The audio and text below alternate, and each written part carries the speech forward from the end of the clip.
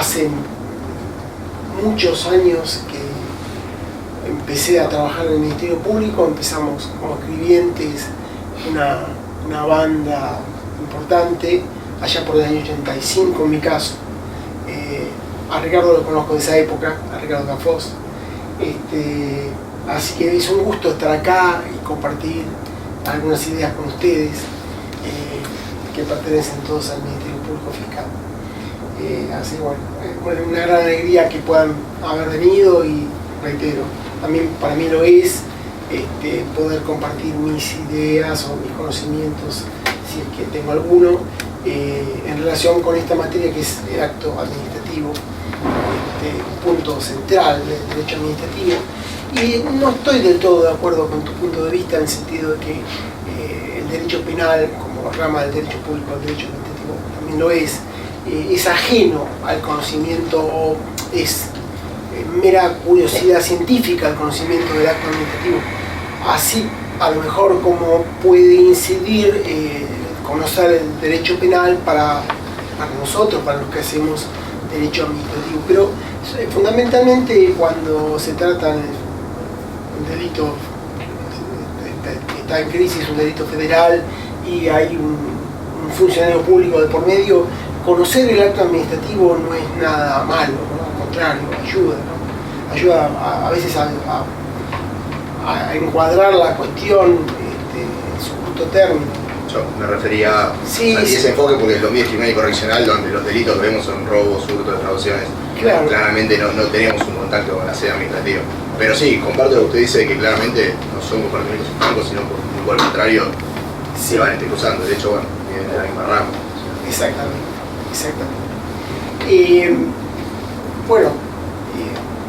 Si nosotros tomamos los dictámenes de Laura Monti o de Víctor Abramovich, o los dictámenes en este momento de Casal, que es el Procurador General, vamos a ver que muchos de ellos, dejando de lado, sin considerar los que tienen sustancia penal, ¿no? Pero muchos de ellos tratan sobre actos administrativos, y se llega a la Corte por esa cuestión, ¿no? Porque está en crisis un acto administrativo, y en nuestras áreas, incluso internas, a diario lo vemos, ¿no? La importancia de tener una adecuada visión, una completa visión de la teoría del acto administrativo. Por eso me parece central que nosotros, como integrantes del Ministerio Público, manejemos esta noción desde dos puntos de vista, tanto en lo organizativo me parece esencial, como también para conocer nuestros derechos como ciudadanos, porque además de ser empleados del Ministerio Público somos ciudadanos, ¿no? Entonces, conocer adecuadamente, acabadamente la teoría del acto administrativo es,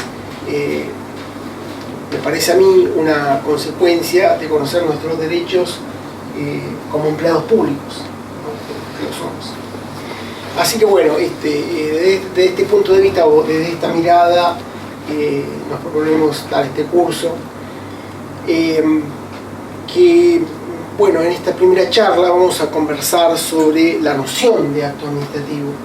Vamos a intentar disgregarla, vamos a tratar de analizarla, siendo de la idea de que se trata de una cuestión central del derecho público, porque casi toda la actividad de la administración, por lo menos la más sustancial, debe o debería realizarse a través del dictado de actos administrativos. De hecho, bueno, la presencia del acto administrativo es una de las notas que muestra cómo un Estado se ha civilizado, cómo ha pasado a la modernidad, ¿no? En el sentido de que, bueno, el acto administrativo presupone una serie de elementos que, si no están, lo tornan nulo. Esto, desde el punto de vista del Estado, implica, bueno, la necesidad de mostrarse eficaz, por un lado. Es una visión de división del trabajo. Bueno, la tarea concernida, así como los jueces tienen que dictar sentencias, el Poder Legislativo hacer lo propio con las leyes, bueno, el Poder Administrador dicta actos administrativos presuponiendo que esos actos administrativos son conformes a la ley, a la legitimidad y son razonables. La sumatoria de estas dos cosas lo tornan legítimo al obrar administrativo, ¿no? La legalidad formal y la razonabilidad. Desde el punto de vista entonces de la organización administrativa, hacia una mejor organización, pero no menos importante, desde el punto de vista del ciudadano, implica una previsión respecto de cómo va a obrar, en este caso, la administración pública centralmente. Vamos a ver en la definición que también hay actos administrativos de otros poderes, incluso puede haber actos administrativos de órganos que no pertenecen técnicamente al Estado. Pero marginalmente, o sea, lo central es que los actos administrativos emanan de la administración central descentralizada o de los otros poderes en su faz administrativa, en su faz materialmente administrativa, ¿no? Cuando no realizan la función, por ejemplo, propia del juez de dictar sentencia o de avanzar en el proceso conforme a las reglas procesales. Bueno, cuando compra un libro o contrata a una persona, está realizando función materialmente administrativa y le aplicamos estas nociones a aquello que produce, ¿no? En toda su relación con el personal, bueno, este elemento, esta noción de acto administrativo impera como una señal fulgurante, ¿no? Es central. Y esto nos concierne primero como ciudadanos y luego como empleados de esa organización estatal de la cual se trata. Entonces, se trata de una noción central del derecho público, en este caso administrativo, la de acto administrativo. No vamos a encontrar una definición ni en la Constitución ni en las leyes de acto administrativo. Es una noción que se construye a partir de las notas que extraemos de la legislación y de los principios, en este caso constitucionales, de nuestra Constitución, para poder pregonar un concepto, para poder dar una definición, para poder construir una definición. Sabemos que como instituto del derecho administrativo, el acto administrativo es esencialmente local. O sea, la noción de acto administrativo que nosotros encontramos en la Ley Nacional, por ejemplo, de procedimientos administrativos, se aplica a la nación cuando actúa como tal. Pero si vamos a una provincia o mismo en la ciudad autónoma, vamos a encontrar que tiene su ley de procedimientos administrativos y tiene su título en donde consagra los elementos esenciales, por ejemplo, del acto administrativo o en su caso el concepto de acto administrativo. Déjenme decirles que históricamente nuestra ley, la ley 19.549, decreto ley del año 72, constituye un hito por ser la primera en Latinoamérica, ¿no?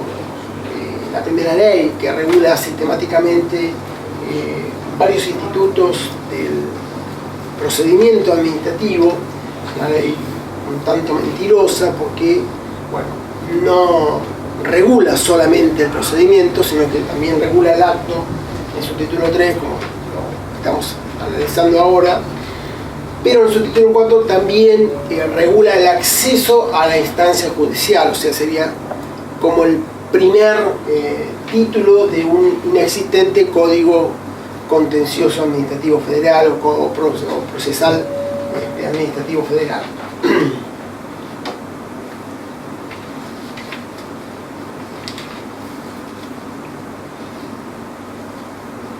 Eso por un lado. Por otro lado, este decreto ley ratificado hoy podemos decir sin temor a equivocarnos, hablar de ley 19.549, porque el retorno a la democracia en el año 84 implicó, bueno, desechar aquellas normas que resultaran contrarias a la Constitución, y esta sobrevivió, no solo sobrevivió, sino que la ley de procedimientos administrativos al día de la fecha no registra ningún artículo que haya sido declarado inconstitucional. Es más, cuanto más cerca estuvo de ser declarado inconstitucional un artículo, y habiéndolo hecho tribunales inferiores, la Cámara en diversas salas, me refiero al artículo 30, se trató de una reforma a la ley realizada durante un periodo democrático, o sea, la ley 25.344. La ley 19.549-72 fue reglamentada en su momento por el decreto 1759 del mismo año, y este reglamento reconoce variados textos ordenados. De hecho, la última modificación, la última ordenación es del año 2017, e implicó bueno, la recepción del instituto de la digitalización, ¿no?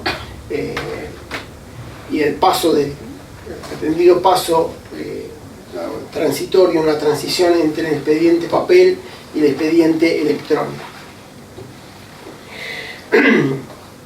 Este decreto ley se inspiró en su momento en la ley española de 1958. Los españoles han cambiado la ley, la han modificado, inclusive la ley por la que se rigen es del año 2015, registrando en nuestro decreto ley por lo menos una deficiencia grande, porque allí no están regulados procedimientos urgentes, ni tampoco están regulados procedimientos colectivos, ¿no? Esto marca una falencia importante, porque sí hay procesos urgentes y procesos colectivos, siendo que el procedimiento nace a la sombra del proceso. El proceso es milenario, el derecho administrativo todo es un derecho a información, pero lo que tiene que ver con el procedimiento y dentro de este el acto, siendo una de las cuestiones más estudiadas, lo ha sido con cierta proximidad en el tiempo, porque, bueno, les decía que la ley data del año 1972. Yo les decía que no vamos a encontrar ni en la Constitución ni en la ley un concepto de acto administrativo. Se cuece extrayendo ciertas notas de la ley y de la jurisprudencia aplicativa de esta ley. La ley lleva varias decenas de años, lo cual ha sido tomado por la legislación de la ciudad, por ejemplo, para redactar un DNU en su principio, un decreto de necesidad de urgencia, y plasmar la ley nacional con más la jurisprudencia nacional en el texto de la ley, ¿no? De la ley local. O sea que lo que digamos respecto de la ley de procedimientos y respecto del acto administrativo a nivel federal es también de aplicación a nivel local, en su esencia. Bien, ¿cuál es entonces este concepto, si quieren ustedes, doctrinario, pero es segregado a partir de la ley? Tengamos en cuenta que los redactores de la ley, Escola, Young y Cosi, en la exposición de motivos dicen que para redactar el título 3 de la ley, donde está regulado el acto administrativo, se basaron en las ideas y en la obra de Miguel Marín. O sea que ahí tenemos una interpretación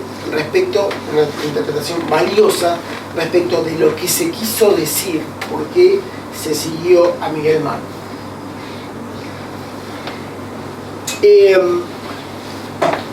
¿Cómo podríamos definir el acto administrativo? Bueno, según varios autores, entre ellos Comadira, el acto administrativo a nivel nacional, admite ser definido como toda declaración, ¿no? Realizada por un órgano administrativo, sea central o descentralizado, o un órgano del Poder Judicial o del Poder Legislativo en función administrativa, o con un ente no perteneciente a la administración cuando ejerce esta función administrativa. Y acá viene lo central, ¿no?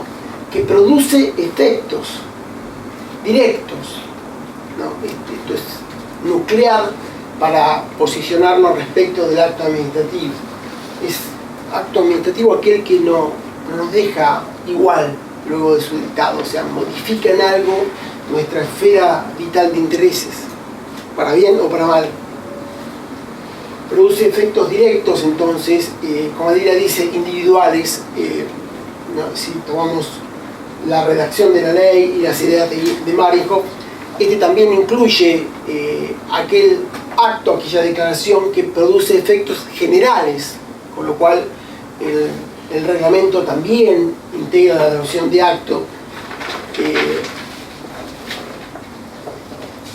Podríamos decir entonces que produce efectos, ¿no? Porque también el contrato en la jurisprudencia de la Corte, en la medida que produce efectos y en la medida en que los actos sean dictados en el marco de un contrato administrativo vigente, dice la ley, agregado final al artículo 7, bueno, es de aplicación el título 3 de la ley. O sea, el contrato administrativo debe reunir los elementos del acto administrativo, porque es un acto administrativo, si quiere ser plenamente legítimo.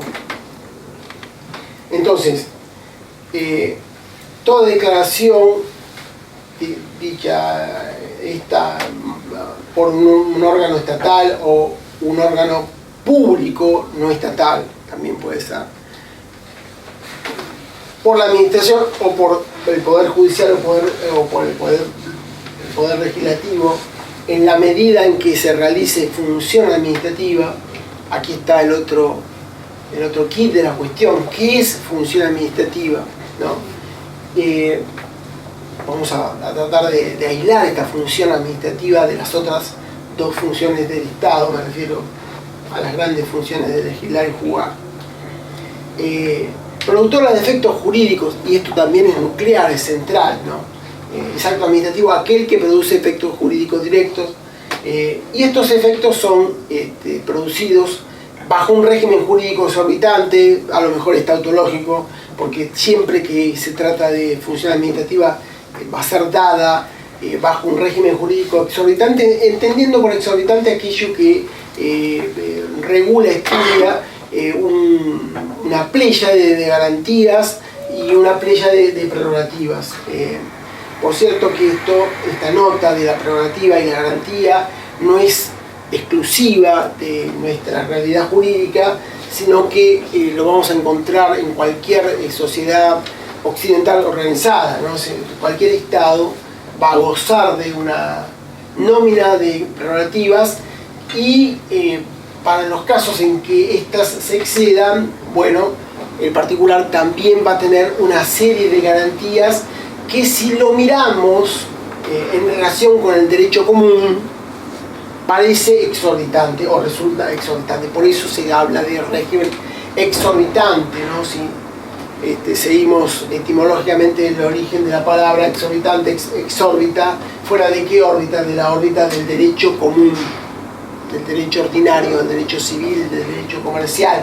Obviamente, ¿no? La facultad, el ius variandi, por ejemplo, que asiste al Estado, la posibilidad de modificar unilateralmente hasta cierto punto las reglas del contrato. Bueno, el derecho privado, pacta sunt servanda, no van a contestar, ¿no? No es esto imaginable. Bueno, como garantía a esa prerrogativa vamos a encontrar la posibilidad de readecuar el precio del contrato, ¿no? Es más o inclusive menos en la medida en que resulte exacerbado ese precio por la razón que fuera. O sea, si lo quiero modificar en más por el ius variandi, por ejemplo, si pacté que me entregue 10 computadoras, con lo cual desde la mirada del derecho privado se va a cumplir entregando 10 computadoras, pero a lo mejor desde la mirada del derecho público necesito 2 computadoras más. Entonces le pido 12 computadoras. Bueno, esa modificación, bueno, tiene como garantía el mantenimiento de la ecuación económica financiera, lo que va a obligar al contratista a cumplir en la medida en que esa ecuación se mantenga, si no resultaría un uso abusivo de la prerrogativa. Lo mismo sucede cuando a lo mejor el precio es exorbitante, ¿no? Es el precio pactado inicialmente por alguna razón, siempre atendiendo a que el Estado no tiene un interés propio, sino que es vicario de un interés que es el interés público, es el interés de todos. Entonces, si la tarifa es exorbitante por lo cara, bueno, también es una potestad del Estado modificarla, bajarla y soportar esa modificación en la medida que siga ganando respecto del contratista particular. O sea, el mantenimiento de la ecuación económica financiera juega para los dos lados, ¿no? Para más, pero también para menos. Entonces, produce efectos jurídicos directos respecto de terceros y bajo un régimen exorbitante. Esto es el acto administrativo. Bien, nosotros comenzamos la definición diciendo que es el acto administrativo una declaración, pero nos abstuvimos de decir de voluntad. Es una declaración de la administración. No enfatizamos la nota de la voluntad porque este es un tema discutido en la doctrina. O sea, el derecho administrativo, en la medida en que se trate de una facultad reglada, se dice, o parte de la doctrina sostiene, que la voluntad del funcionario interesa relativamente, interesa poco. Se da como ejemplo, bueno, el caso de una persona que tiene los años, ha hecho los aportes, cumple los requisitos para ser jubilado, ¿no? Y entonces amenaza con un revólver al funcionario público que va a dictar el acto, que tiene que dictar el acto, y le dice, bueno, si no me da la jubilación te mato. Entonces, ¿qué importancia tiene esa amenaza, más allá de la importancia que tiene en la órbita penal, para nulificar el acto administrativo si los requisitos exigidos para la jubilación se reúnen? Otro sector de la doctrina sostiene, bueno, no, hay que anular el acto porque ese es un acto arrancado al funcionario, violando entonces la regla del viejo 953 del Código Civil, la regla de la moral y buenas costumbres, por más que haya que dictar luego un acto administrativo nuevo, ¿no? La posición de Casani, ¿no? Porque es un acto viciado en la voluntad. Para Marinhoff, si tomamos el título 3 de la Ley de Procedimientos, vamos a ver que no figura como elemento el elemento voluntad. Aquí hay dos interpretaciones. Una puede ser que haya soslayado la importancia de la voluntad y entonces no lo considere como elemento, o si vamos a la lectura de su obra, Marinhoff decía que, bueno, que no es considerado un elemento esencial, sino que es un presupuesto básico. Si no hay voluntad, entonces no hay acto. Me parece que la posición de Marinhoff es la de darle importancia a la voluntad. Entonces, no es neutra. Entonces, realizada esta aclaración, podemos postular que la declaración debe ser una declaración voluntaria, y en mi parecer, es una opinión, por más que la conducta esté reglada, con lo cual el método, nosotros pensamos que hay dos grandes métodos de interpretar y de aplicar el derecho. Uno es el de la subsunción, que es el método tal vez más adecuado cuando la conducta esté predominantemente reglada, ¿no? Y otro es el de la ponderación, porque bueno, cuando la facultad te permite optar entre diferentes soluciones posibles y se elige una, hay que decir el por qué no se elige esta y no esta. O sea, la discrecionalidad, a mi juicio y a juicio de la Corte, Schneiderman, y ahora hace días nada más vamos a tratar el caso Scarpa, exige que se funde esa voluntad, que se diga por qué se eligió esta opción válida y no esta también válida, para que el acto administrativo lo sea, o sea, para que el acto administrativo sea razonable y conforme a la legalidad, o sea, sea legítimo. Una pregunta con respecto a esa voluntad, ¿no estaría ligada también con la política de la administración, con un objetivo más general? Claro, la discrecionalidad habilita una solución entre varias, todas ellas justas, todas ellas posibles, o sea, todas ellas jurídicamente viables. Ahora, cuando se elige una y se desechan las otras, hace al principio de legalidad decir por qué se eligió, por lo menos se eligió esta. Sería ideal poder decir por qué se eligió esta y por qué no se eligieron las otras. Pero bueno, por lo menos explicitar el por qué, motivar el por qué se escogió una opción X. Eso sería, reitero, de cara a los principios del Estado de Derecho, lo más adecuado. Esto no de ninguna manera ocluye que se pueda seguir una determinada política. Para nada.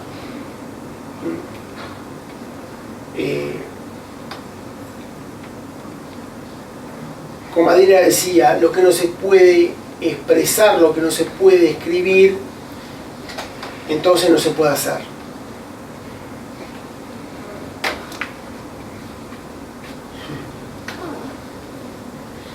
Pero bueno, esto de cara otra vez a un estudio ideal del Estado de Derecho. Podemos encontrar en los repertorios jurisprudenciales sobre todo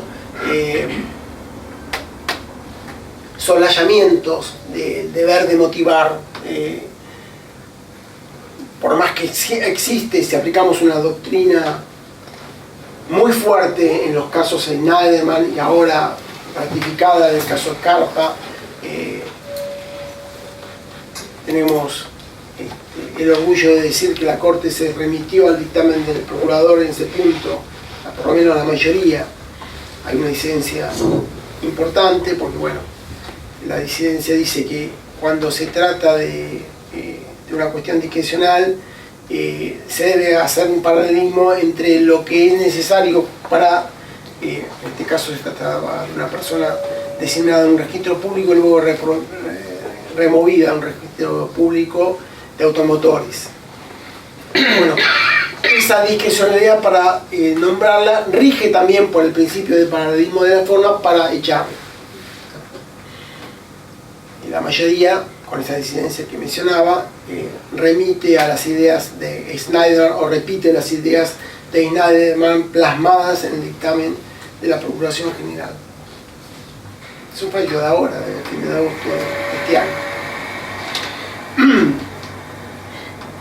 Entonces, declaración de voluntad, esto de voluntad póngalo entre paréntesis, es un tema discutido, realizado por un órgano o por un ente administrativo. La noción de acto, la noción de procedimiento y la noción de organización administrativa exige un conocimiento del organigrama de la administración, ¿no? Sabemos que llamamos órganos a los de la administración central, llamamos entes porque no solo hay órganos como el órgano ministro y sus secretarios, subsecretarios en la administración central, sino que por fuera de esta hay una administración descentralizada, cuyo jefe sigue siendo, cuya máxima autoridad sigue siendo el presidente. Bueno, esta descentralización se realiza a través de entes y está basado sobre todo en el criterio de especialidad, ¿no? Tenemos, bueno, la aduana, por ejemplo, para recaudar tributos aduaneros, o la FIP, o la Dirección de Vialidad para trazar caminos, o la UIF para investigar el lavado de activos. Bueno, son órganos, los entes reguladores, el gas, el ENRE, los entes reguladores de determinados servicios también son entes descentralizados, basada esta descentralización en el criterio de especialización. Por lo tanto, al lado de una administración central encontramos una administración descentralizada y todos ellos, los órganos de la administración central y los órganos de la administración descentralizada, producen actos administrativos en su relación con el afuera, o sea, cuando trascienden las fronteras de la propia organización administrativa, dictan actos administrativos que cambian la vida de los ciudadanos, por ejemplo, un aumento tarifario, en el caso CEPIS. Bueno, está diciéndole a los usuarios del servicio de gas o de electricidad que por mes se va a pagar tanto de tarifa. Esto no lo deja neutro, sino que tiene una incidencia positiva, negativa respecto de su esfera vital de intereses. Una cosa que no me quería olvidar de decir es que no vamos a encontrar correlato entre las categorías jurídicas previstas por la ley de procedimiento respecto de los ciudadanos, me refiero a quien ostenta un derecho subjetivo, un interés legítimo o un interés simple. No vamos a encontrar correlato, digo, entre estas categorías propias del derecho administrativo y de la ley de procedimientos tomada del derecho italiano y la Constitución reformada en el año 94, cuando se habla de derechos subjetivos y derechos de incidencia colectiva. Bueno, la interpretación que hace la Corte a partir del caso Lavi es que los derechos de incidencia colectiva reconocen dos vertientes: los derechos de incidencia colectiva no divisibles, por ejemplo el ambiente, y los intereses individuales homogéneos, me refiero a los intereses de los usuarios y consumidores, por ejemplo. No vamos a encontrar entonces esta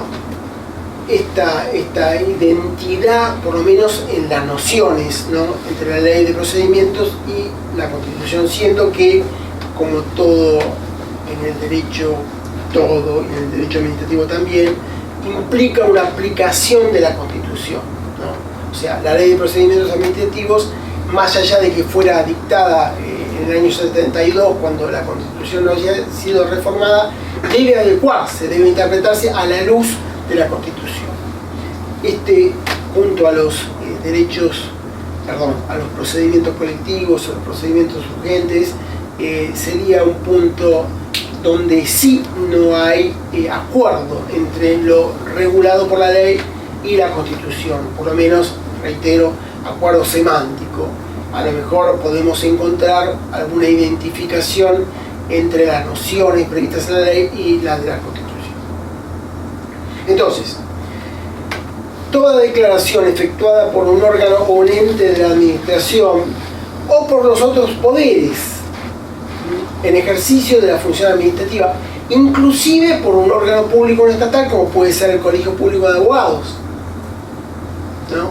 En el caso Martínez Echenique del año 1992, doctrina, este es un leading case, pero esta doctrina ha sido mantenida a lo largo del tiempo por la Corte.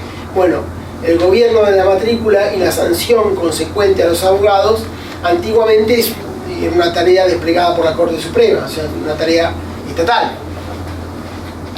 El hecho de que por la ley 23.187 se haya creado un colegio público de abogados y se le haya dado esta función, no implica que esta función queda huérfana de los principios que gobiernan el derecho constitucional en relación con el derecho de defensa, la posibilidad de decir por qué no ha sido pagado, por qué el abogado ha actuado de determinada manera, es decir, los principios que informan el artículo 18 de la Constitución Nacional.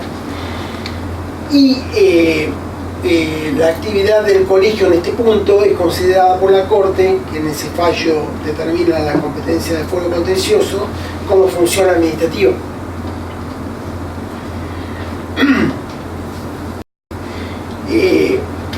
Vamos a encontrar también lo opuesto, o sea, sujetos, personas jurídicas que encuadran en el organigrama del Estado, y hay ciertos actos que no constituyen actos administrativos.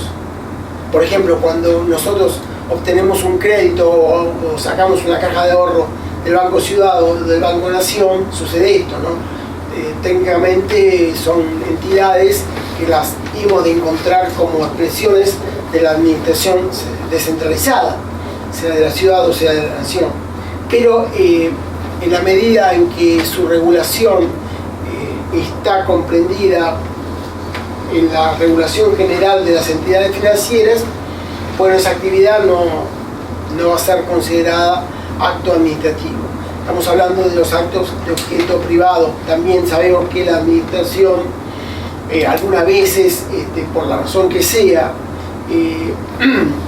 bueno, sale a competir como si fuera un particular más, una empresa más. Por ejemplo, cuando cargamos nafta y la nafta proviene de YPF, por más que YPF sea una sociedad de patrimonio estatal, no hablamos de un acto administrativo, sino de una operación de compra y venta de nafta, ¿no? Una operación privada. Entonces, vamos a encontrar bien que en el borde, ¿no? Al margen, en el margen de uno de los márgenes, una actuación de la administración cuyo objeto es privado, y entonces no se trata de un acto administrativo que producen y sus conductas pueden ser encuadrables como conductas administrativas. Que produce efectos directos, ¿no?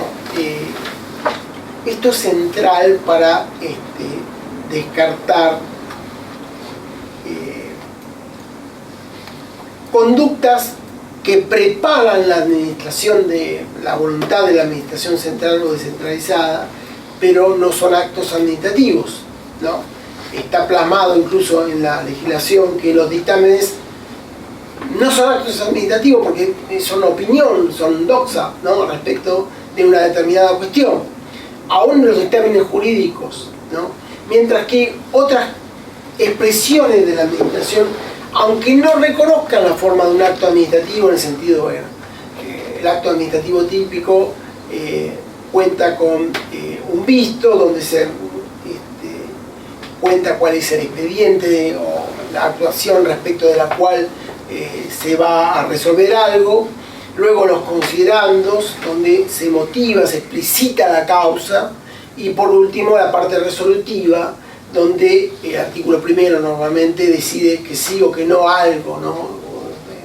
Este es el diseño clásico de todo acto administrativo, pero aunque ese diseño no sea respetado en la medida, por ejemplo, que exista mediante una nota una pretensión de la administración plasmada, ¿no? Una pretensión, por ejemplo, bueno, usted es deudor, lo recibimos por nota, y el que nos dice que deudor no es el jefe de mesa de entrada, sino el funcionario competente para decirnos esa cosa, esa condición. Entonces, más allá de que no sea técnicamente un acto formalmente, un acto administrativo, es un acto administrativo. Es central que produzca efectos directos. Esta cuestión, además, repercute, por ejemplo, en la jurisprudencia de la Corte en materia de acciones declarativas, porque si no hay conducta, si no hay un acto en ciernes, una conducta que puede ser una actuación material de la administración, o un acto administrativo. En materia ambiental, por ejemplo, Barrick, empresa minera, cuestionó la ley de glaciares a través de, y la provincia de San Juan hizo lo mismo, a través de una acción declarativa.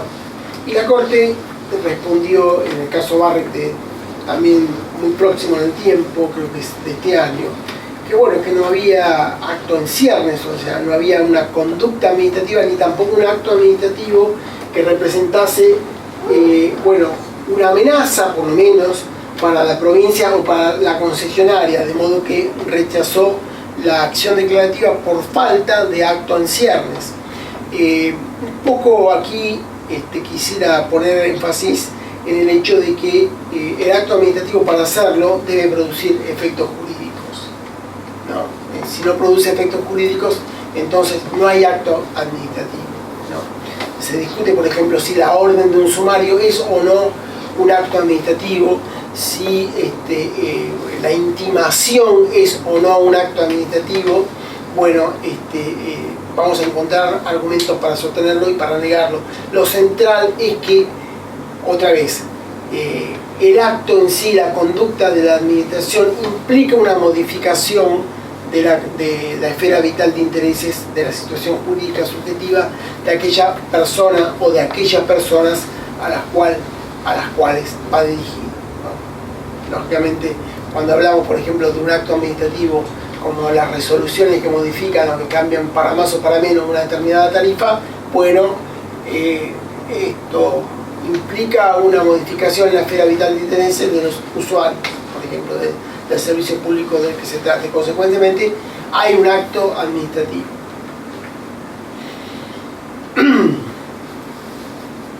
Estos efectos pueden ser individuales y en la mayoría de los casos es así, lo vemos en la práctica, o sea, la mayoría de los actos son individuales, pero también pueden ser generales. Yo les mencionaba recién el caso de la modificación tarifaria, ¿no?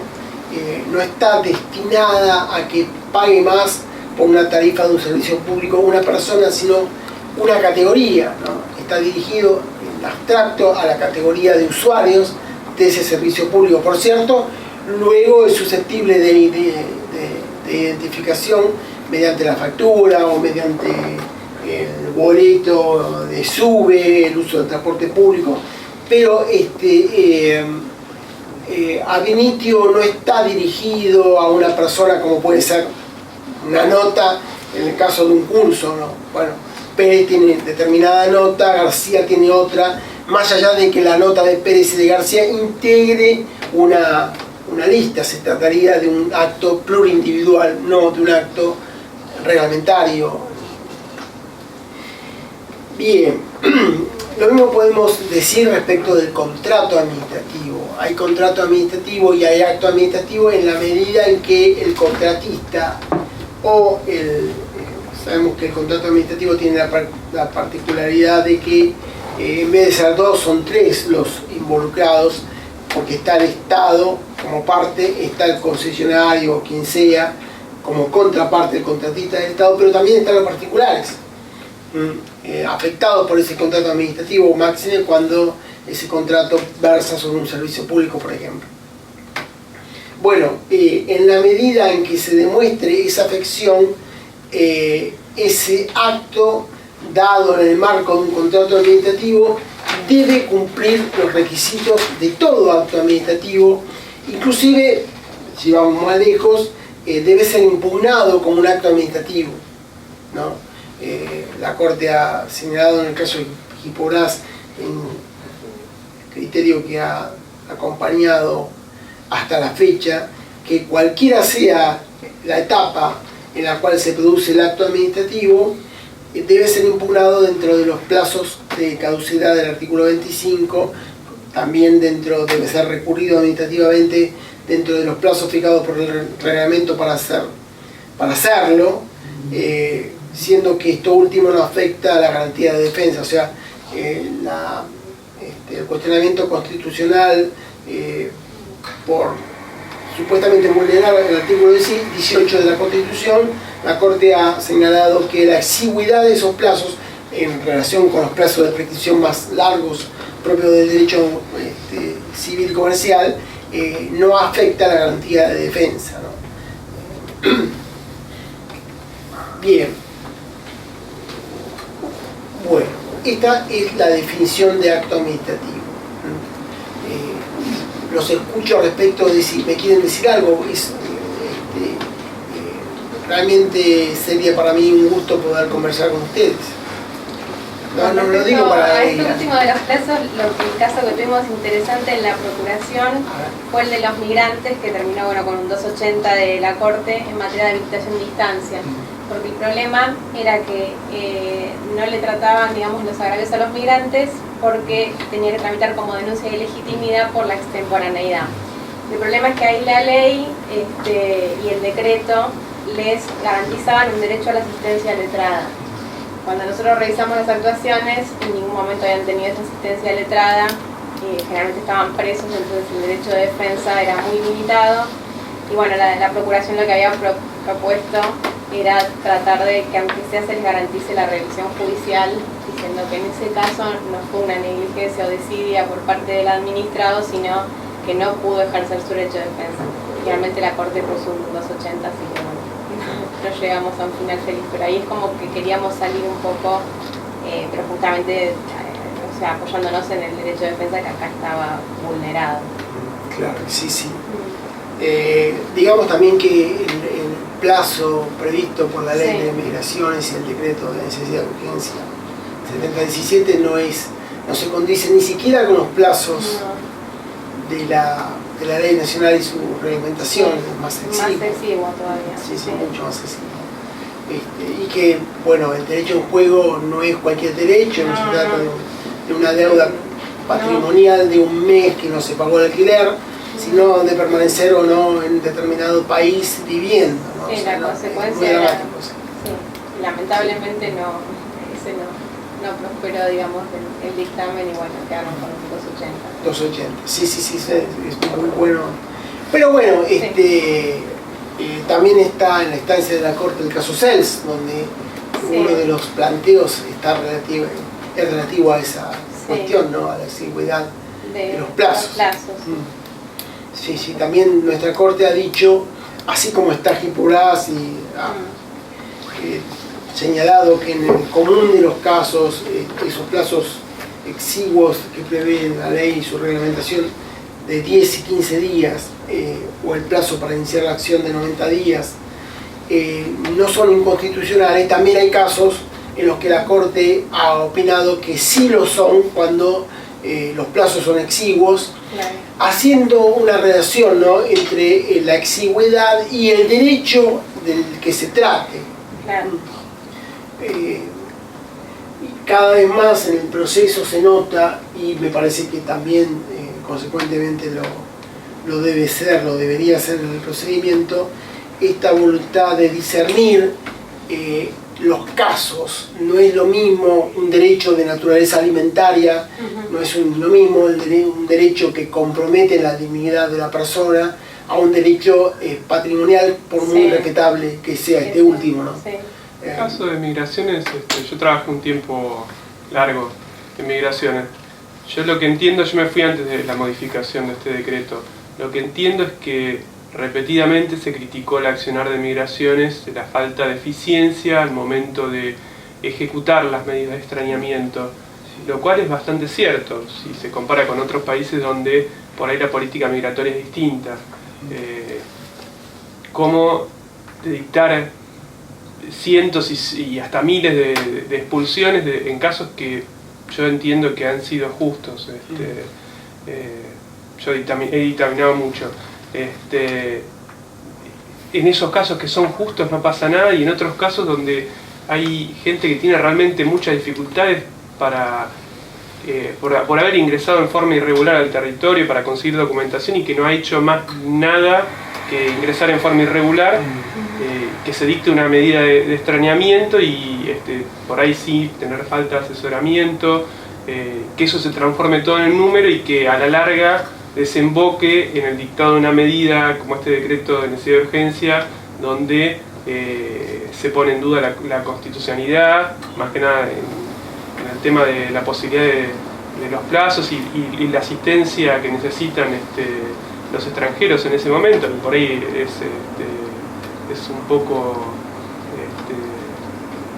dudoso si están asesorados o no. Yo creo que la mayoría, los que son piolas, por ejemplo los extranjeros de nacionalidad china, están muy bien asesorados algunos, y otros están en una situación de indefensión prácticamente. Pero bueno, tiene por ahí mucho que ver con esto, con cuál es la visión que tiene la gente, el murmullo que se escucha y cómo a veces las autoridades que no están involucradas en lo que es la actuación de un órgano descentralizado del Estado como Migraciones, de pronto irrumpen y para cumplir con algún capricho de de la sociedad o de parte de la sociedad y de las noticias sacan normas que después son injustas para muchas personas. Es triste, pero bueno, esas cosas pasan.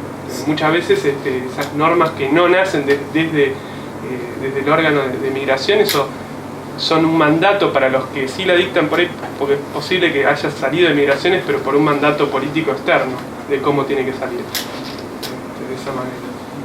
Sí.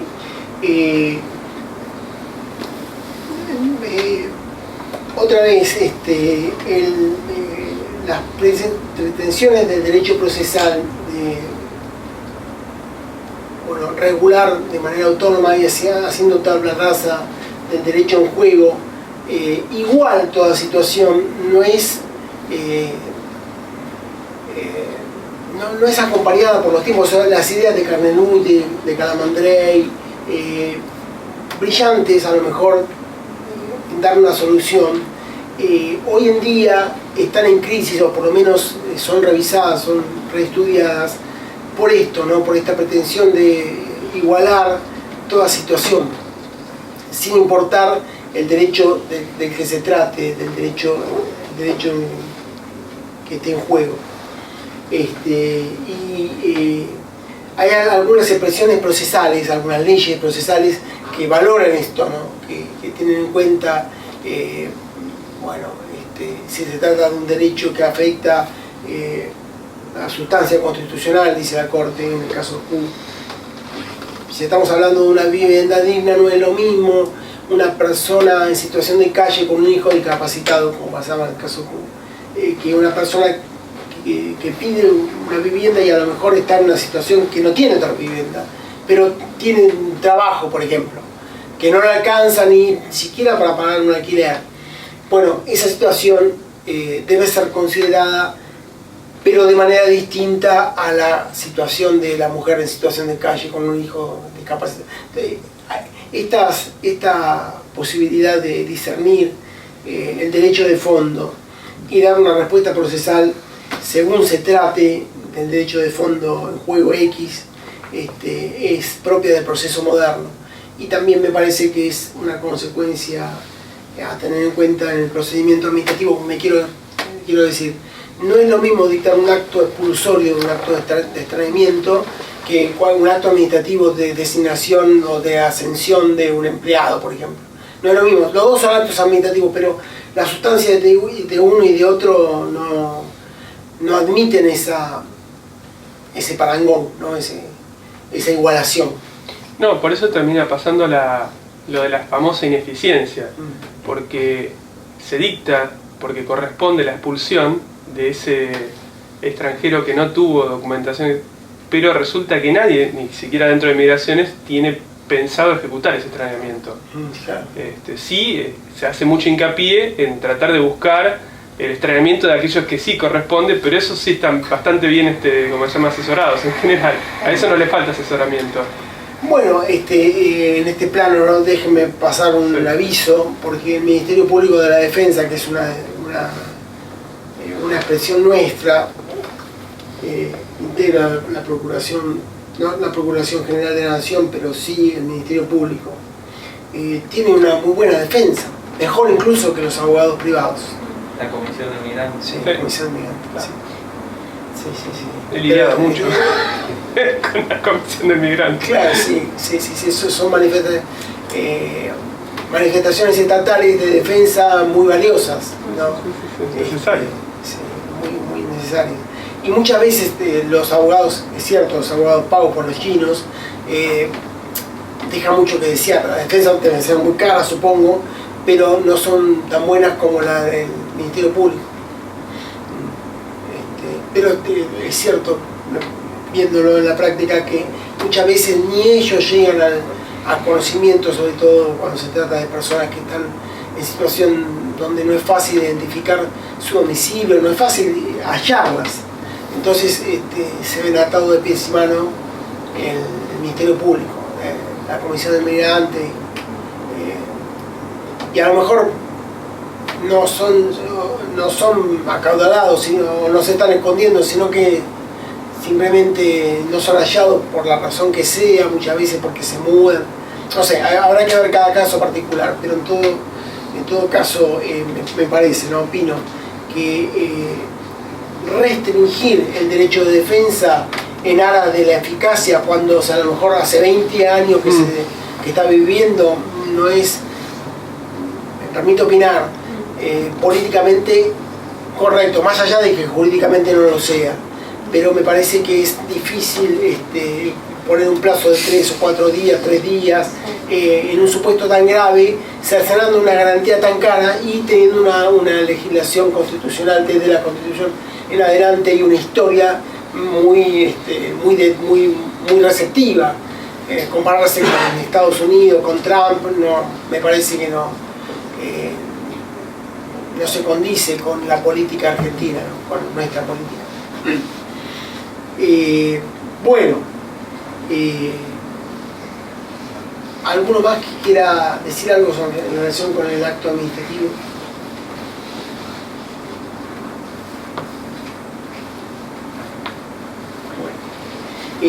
Este curso lo vamos a dar con Peirano, que está en la Fiscalía de Cámara, está con vos, Ricardo Peirano, y con Santiago Lauriat, que está con nosotros en la Fiscalía 8, en la Fiscalía Federal 8. Por supuesto que los números son mentirosos, no hay 8 fiscalías en los contenciosos, sino que hay 2, pero tienen el número 7 y 8, ¿no? Es como los autos de carrera de Fórmula 1. La numeración no indica que Ferrari tenga 12 autos Ferrari, sino que el número 12 es el número que asignaron. Bueno, la idea es hablar o conversar en esta charla de la noción de acto para enfocarnos en las siguientes, en los elementos esenciales del acto administrativo, en los vicios, porque bueno, explicar los elementos me parece que se ve mejor, se entiende mejor cuando se hace hincapié en los vicios, y luego el régimen de nulidades, la revocación o anulación por ilegitimidad y la revocación por razones de oportunidad, mérito o conveniencia. Este va a ser el íter que vamos a seguir, ¿no? Para agotar esta mirada del acto administrativo. Yo quería compartir con ustedes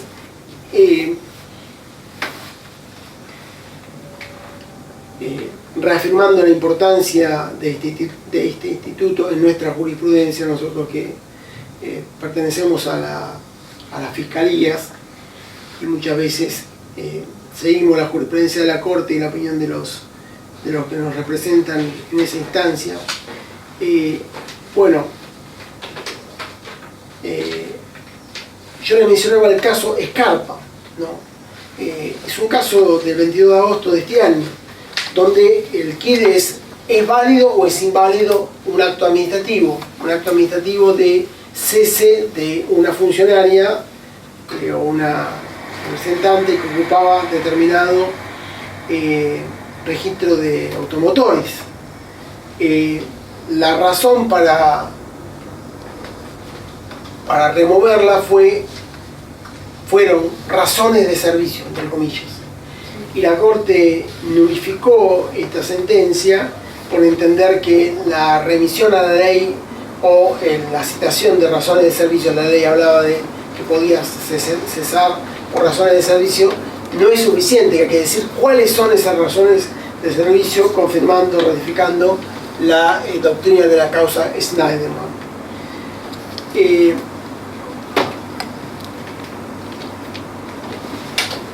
El 29 de agosto, o sea, hace días, salió el fallo también de la Corte, en el caso Equity Group, ¿no? Donde Equity Group pedía como medida cautelar el acceso a determinada información del Poder Judicial, o sea, a determinada información contractual del Poder Judicial. Bueno, esto nos sirve para confirmar que a falta de legislación específica es de aplicación la ley de procedimientos administrativos al Poder Judicial. No obstante, el artículo 1 de la ley nuestra, de la ley nacional, dice que la ley de procedimientos ha de aplicarse, sabemos que el título 3 de esta ley regula el acto administrativo, ha de aplicarse a la administración pública central y descentralizada. La ley de la ciudad incluye a los poderes legislativo y judicial en ejercicio de la función administrativa, o sea, el ámbito subjetivo está ampliado desde la redacción legal. Esta ampliación, esta extensión a los otros poderes del Estado cuando no realicen la función propia se ve confirmada respecto del Poder Judicial en relación con el acceso a determinada información. La aplicación, me refiero, de la Ley de Procedimientos Administrativos. En este caso, la Cámara había rechazado la medida preliminar, pues el acto administrativo del Poder Judicial había quedado firme y el acceso a la información que pedía Equity, dice la Cámara, implica reverlo ese acto administrativo. Y la Corte, aplicando la doctrina, o sea, sin renegar de la doctrina de Gorordo, dice, bueno, el juez tiene que analizar si la acción fue interpuesta o no dentro del plazo de caducidad dentro de 90 días, in limine litis, o sea, precisa la doctrina de Gorordo y la limita al momento en el cual el juez de oficio, al momento preliminar, el cual el juez de oficio analiza si está habilitada la instancia o no. Si esta etapa es superada, bueno, puede ser que el Estado demandado oponga la excepción de falta de habilitación de instancia. Si esta etapa es superada, no se puede volver atrás. Entonces, dice la Corte, la Cámara cuando volvió atrás y dijo que por la aplicación de la doctrina de Gorordo la instancia no estaba habilitada, está vulnerando la imparcialidad, ¿no? Y no está aplicando el criterio bien entendido de Gorordo, o sea,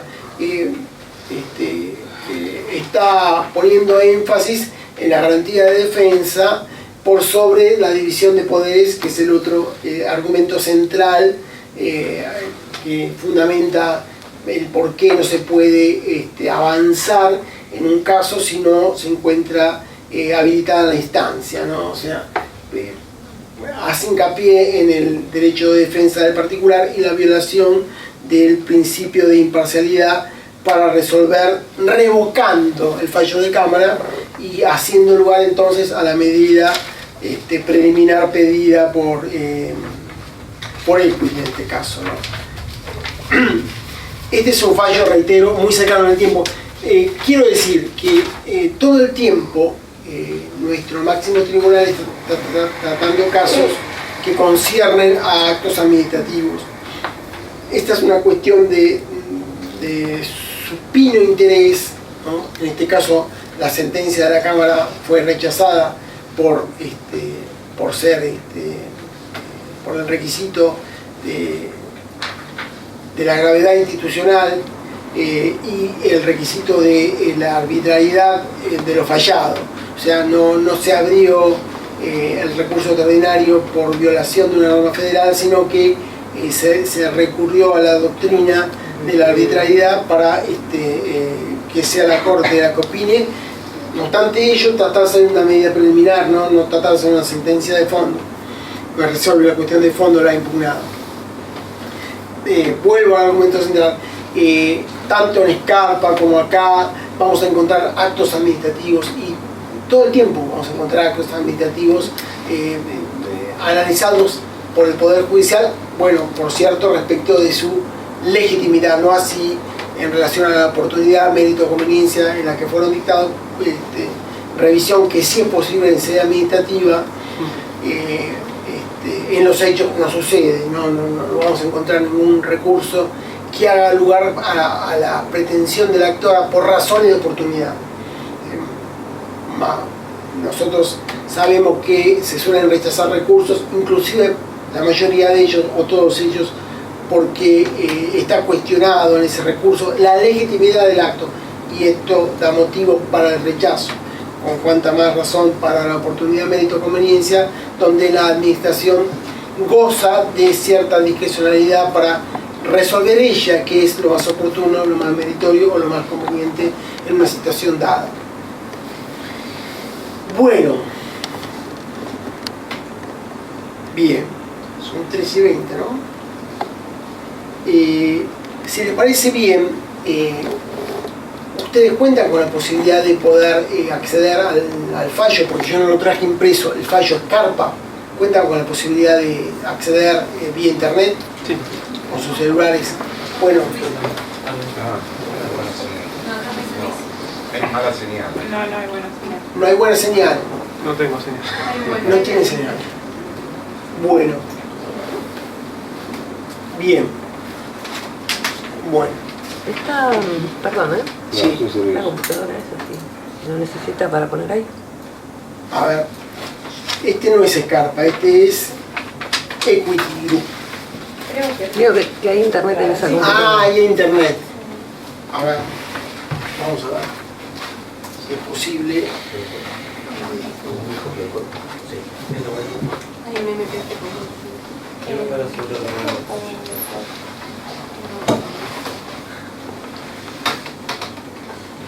¿Tiene el tomo y folio de Scarpa? Vamos a ver. Scarpa Raquel con Nacional. Ah, lo vamos a ver. 3. Los sumarios del caso. Te digo los parámetros de búsqueda que utilicé yo. Sí. Puse acto administrativo como cuestión y también puse acto administrativo como voz en sumarios, ¿no? Me aparecieron Scarpa y otros fallos que me gustaría compartir con ustedes, por lo menos en su doctrina. Sí. Todos los de Scarpa, o sea, yo tengo 19 sumarios de Scarpa. ¿Quiere que lea eso? Pero ¿O lo limito a acto? Si pones, a ver, si pones acto administrativo y acto administrativo, te aparecen 4 sumarios nada más. Está bien, ahí lo limito. No lo decimos.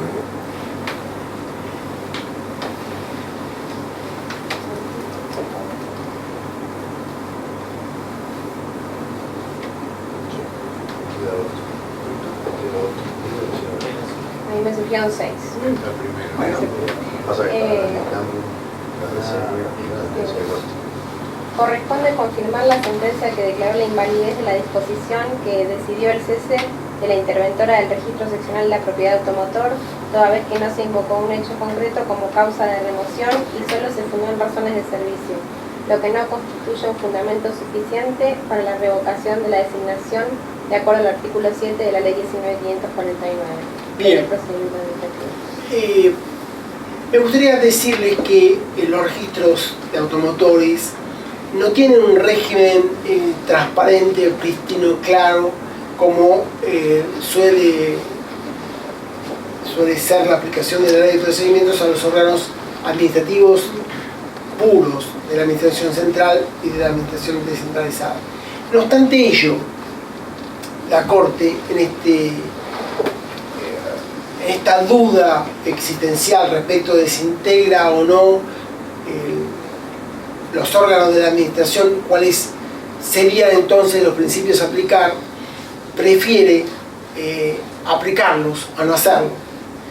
Aplicar entonces en el caso de Scarpa la doctrina de Schneiderman, donde no hay dudas de que se trataba de un empleado público de la administración, me parece que Schneiderman era de la aduana, de la administración descentralizada, y el deber entonces de motivar todo acto administrativo, aún aquel que se refiera o que esté dirigido a una persona que no tiene en su esencia la pureza de un funcionario público, de un funcionario o un empleado público, o sea, no es de aplicación clara las garantías que rodean al régimen funcionarial. No obstante ello, esta tensión de la doctrina de Schneiderman, deber de motivar a un órgano que no integra, por ejemplo, presupuestariamente ni la administración central ni la administración descentralizada, siendo dudoso si integra o no el artículo 8 de la ley de control financiero, la ley 2456, me parece necesario remarcar, ¿no? este carácter inclusivo, extensivo de esta doctrina en pos de la defensa de la garantía, ¿no?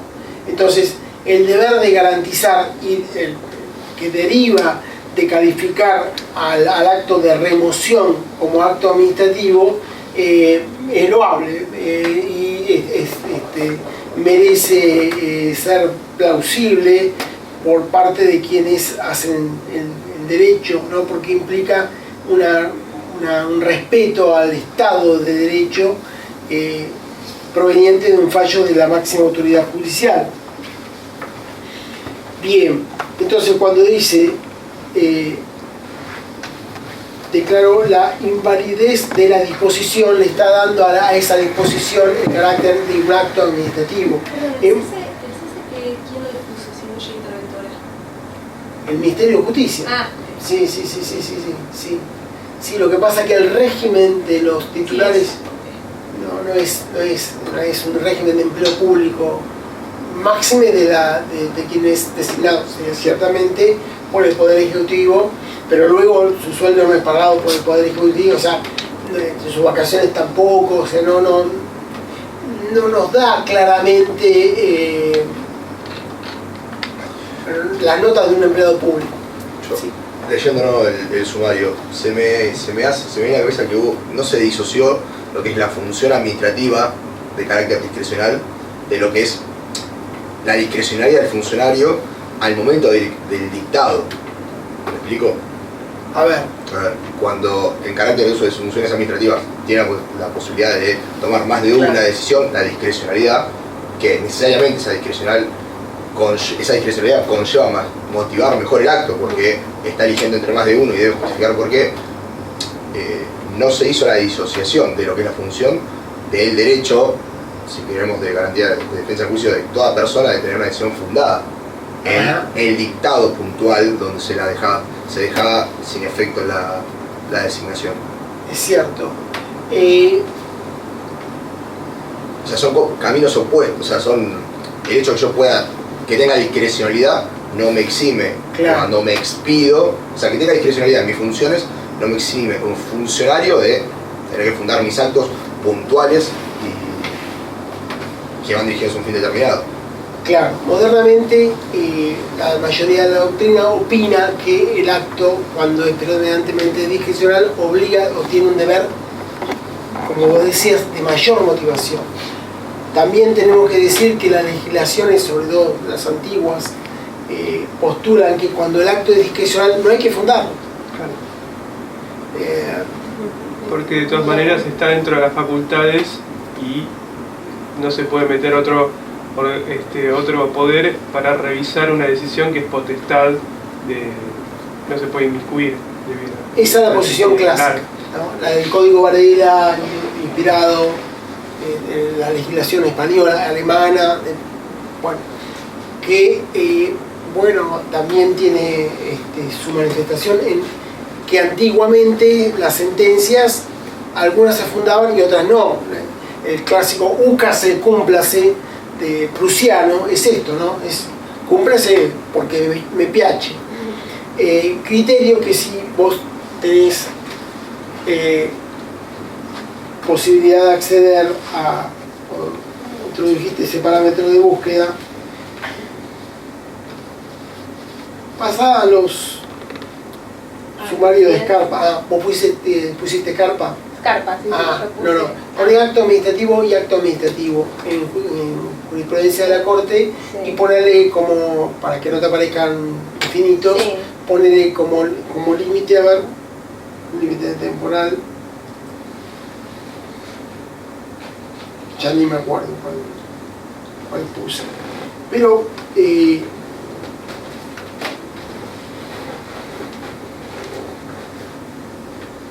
yo quería leer el sumario del fallo Manso. Aquí está. Te lo voy a dar a vos, para que lo leas. Dice, cabe revocar la sentencia que declaró, por falta de motivación, la nulidad la resolución del Consejo Académico de la Universidad demandada, que había dispuesto el cese del actor en sus funciones de profesor titular ordinario con dedicación simple, en virtud de haber alcanzado los 65 años de edad, acto que había quedado firme en el orden administrativo, pues la situación de aquel fue previamente debatida y tratada por los distintos órganos universitarios, los que aconsejaron tal decisión, la que estuvo motivada de acuerdo con las formas y características que tienen los órganos colegiados para fundar las resoluciones, del dictamen de la Procuración General al que remitió la Corte Suprema. Bien. Pasando en claro sobre oscuro esta doctrina, cuando se trata de motivar un acto administrativo X y este acto fue tomado en decisión de lo charlado, de lo discutido por un órgano colegiado, como puede ser en el caso del cese de un profesor, del cumplimiento de la edad, el límite de la edad y valorada su idoneidad o inidoneidad, reitero, por un órgano colegiado, esta doctrina propicia, ¿no?, que la motivación, cuando proviene de un órgano colegiado, se flexibiliza, se resiente, o sea, se admite que la motivación no sea la motivación explicitada. Bueno, razones de servicio son, en el caso Carpa, son porque a lo mejor no inscribió 5 autos y entonces tuvo un sumario administrativo, ¿no? Entonces, otra vez, se flexibiliza en el sentido de que no es necesaria una motivación acabada cuando esta proviene de un órgano de naturaleza colegiada, ¿no? Esta sería la doctrina de la Corte por remisión a un dictamen nuestro.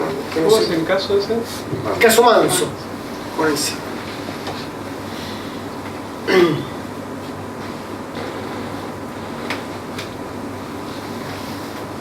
Otra vez se trata de un acto administrativo, por más que provenga de una universidad. Sabemos que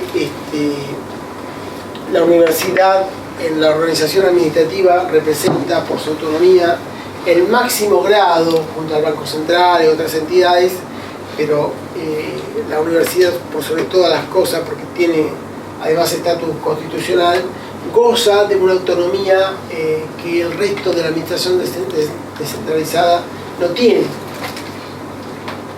Aún así, sus actos resultan revisables. ¿Podrá ser esta revisación motivo de una deferencia judicial mayor cuando las razones sean académicas? Porque eso hace a la autonomía. Autonomía no es la autonomía de las provincias, sino una autonomía académica.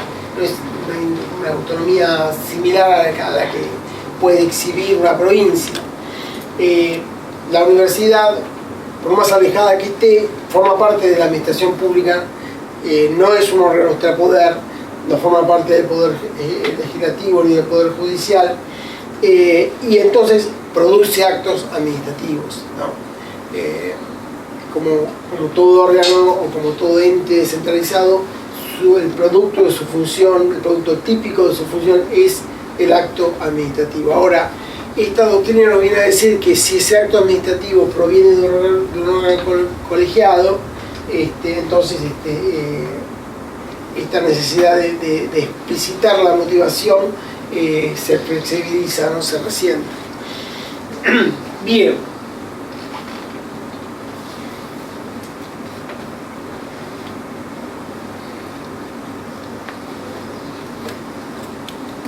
También versa sobre un acto administrativo la causa AFIP,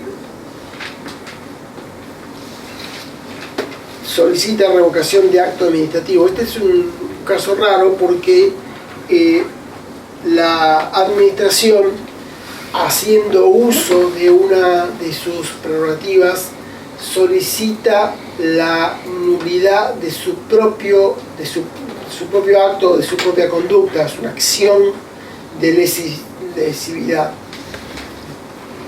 En la órbita privada rige el principio del nemo auditur, o sea, nadie puede alegar su propia torpeza.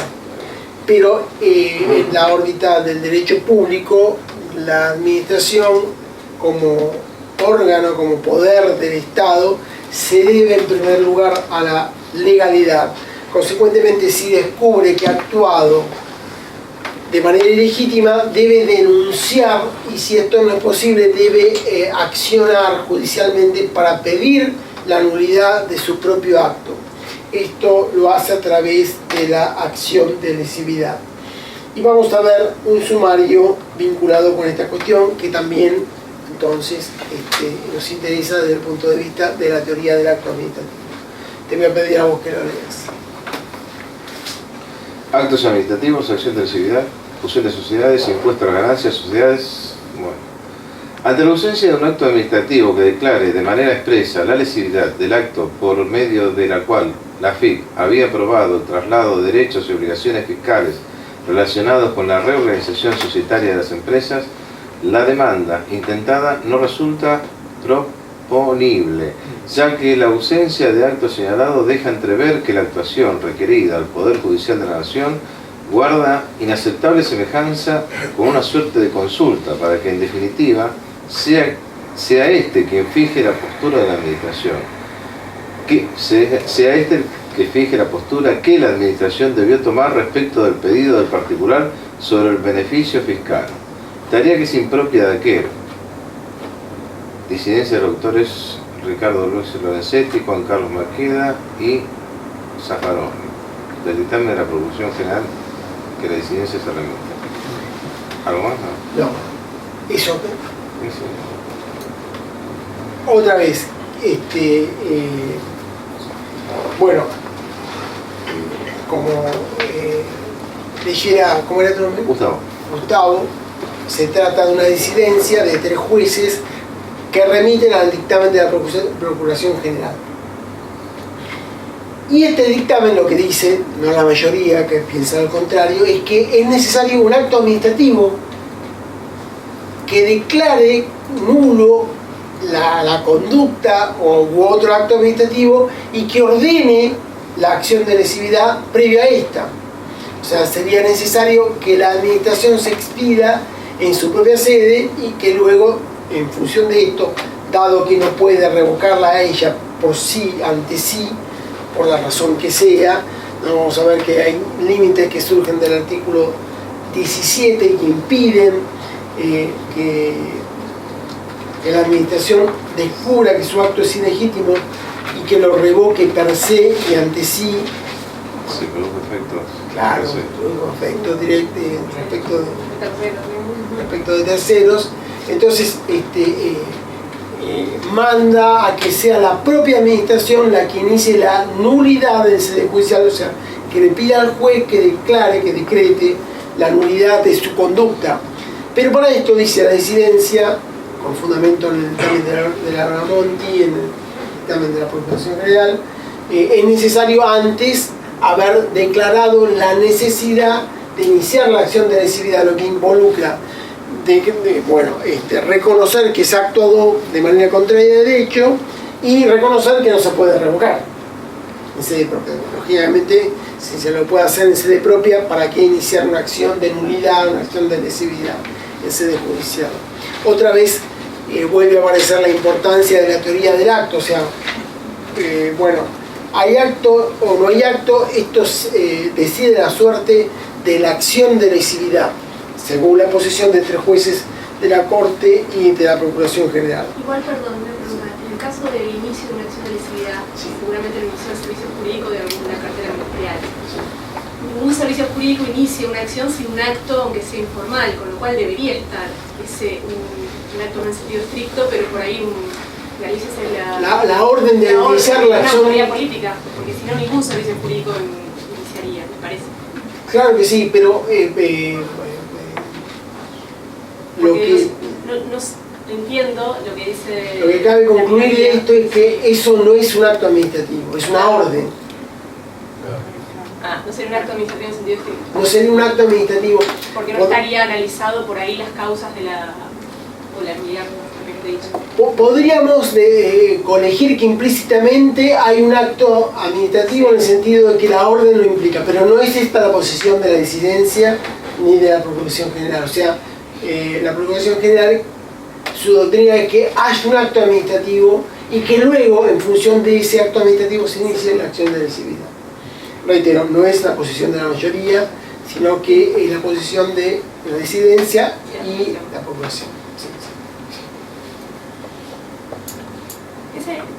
¿Cuál era el fallo? El fallo es, AFIP solicita revocación de acto administrativo, acción de lesividad, y está publicado en fallos 2364, perdón. Es del año 2013. Sería bueno saber si hubo dictamen jurídico previo de ese acto que intentan dejar sin efecto, qué se aconsejó o qué se dictaminó, como para...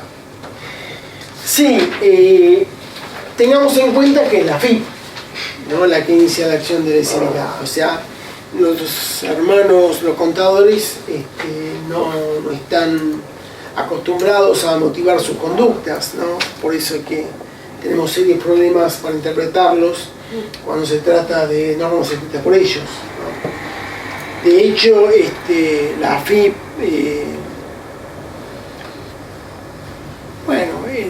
algunas veces actúa de hecho y arbitrariamente, como por ejemplo darte de baja una quit y sin decirte por qué, o sea, sin acto administrativo, ¿no? Lo que ha motivado que nuestra Cámara de la Sala Cuarta, en el caso de FDM, asimiló esa conducta a una vía de hecho, ¿no? Y hoy en día, actualmente, la AFIP te dice, bueno, te di de baja y ni siquiera la encuadro en la legislación dictada luego de FDM para justificar esa baja. O sea, es una baja porque se le antojó al funcionario. Esto es peor, me parece. O sea, más huérfano de fundamento jurídico que lo otro. Porque no hay ninguna, ni siquiera en el FDM la AFIP decía, hacía un paralelismo de las formas. Como yo te di la quit, te la puedo quitar. Y la Cámara dice, bueno, no, porque quitar la quit implica una sanción.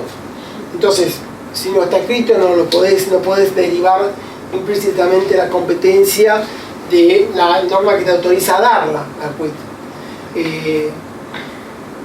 Actualmente la AFIP aduce que se le sacó la quit porque hay diversos incumplimientos y no precisan dónde están normados, etc. Entonces es una sanción en el aire, es una sanción gravísima, porque la pérdida de la quit implica, pues todos sabemos que implica la muerte civil del comerciante, ¿no? O sea, no puede operar. Pero bueno, así estamos. Así que bueno, es acertado, ¿sí? Sería preciso determinar si hay un dictamen jurídico previo. Ahora, habiendo estos antecedentes, por lo menos cabe preguntarse si ese dictamen existe o no. Bueno, bien, y si les parece, entonces mi intención era, a través de casos cercanos al tiempo, muy cercanos a algunos, menos cercanos a otros, como el que les acabo de leer, pero siempre alrededor de actos administrativos. Quisiera también mencionar, destacar el caso CEPIS, donde fueron cuestionados los aumentos tarifarios en materia de gas.